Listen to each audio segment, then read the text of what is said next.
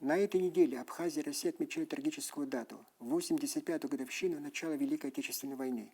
К сожалению, мы сталкиваемся с явлениями, которые для человека, воспитанного в Советском Союзе, показались бы чудовищными и немыслимыми.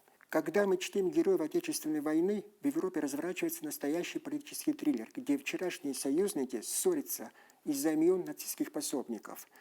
Почему вместо единства память о страшной войне только разобщает? Почему Европе выгодно замечать украинский национализм в определенных случаях? И почему Россию не слышали годами, когда она предупреждала о возрождении нацизма на Украине? Это программа «По сути», где говорим о важных событиях в стране и мире.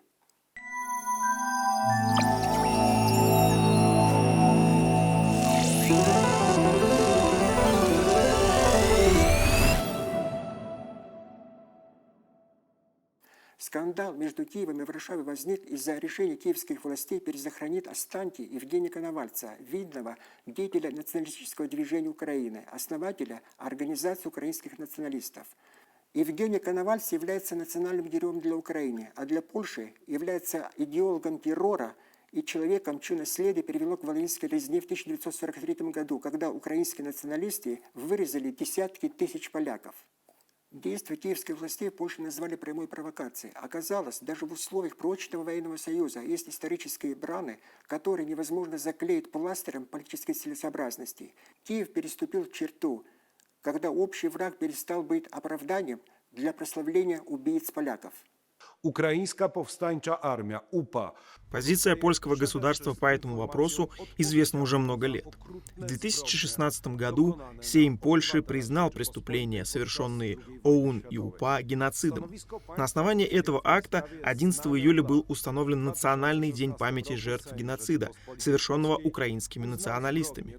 В 2025 году это также было подтверждено в силу специального закона. Факты не подлежат переговорам.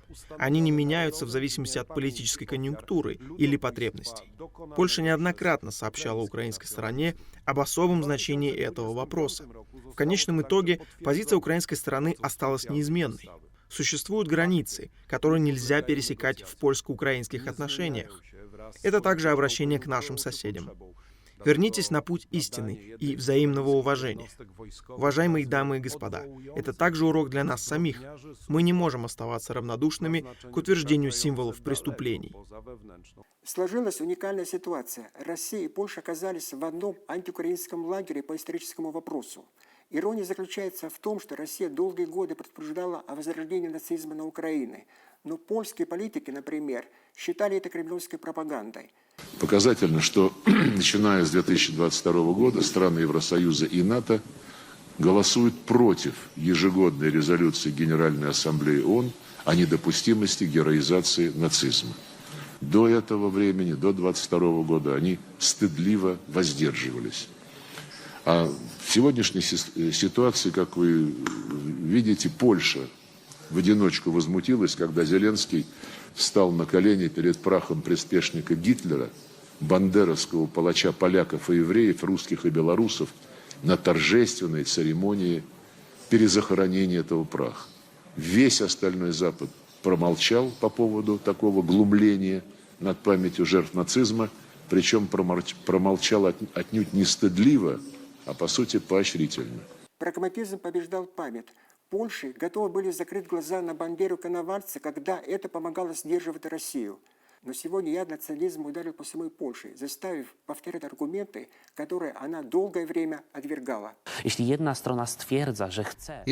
из сторон заявляет, что хочет, чтобы их историей была история таких национальных героев, как Бандера, который обычный преступник, и так его и надо называть, то мы имеем право не выстраивать дружеские отношения с такой Украиной, и мы не будем их строить. Для такой Украины нет места в западной цивилизации, нет места в Европейском Союзе, нет места в НАТО. И нет ничего странного в том, что мы имеем право жестко предъявлять то, чего ожидаем от Украины. Самое примечательное в этой истории – это гробовое молчание коллективного Запада.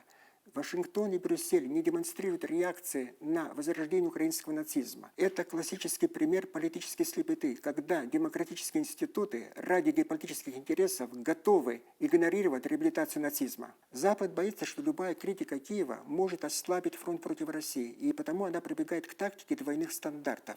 Но эта беспринципность имеет цену. Когда история становится разменной монетой, такое понятие, как европейские ценности, превращается в пустую декорацию. Это один из главных уроков 22 июня. Это программа «По сути». Увидимся через неделю.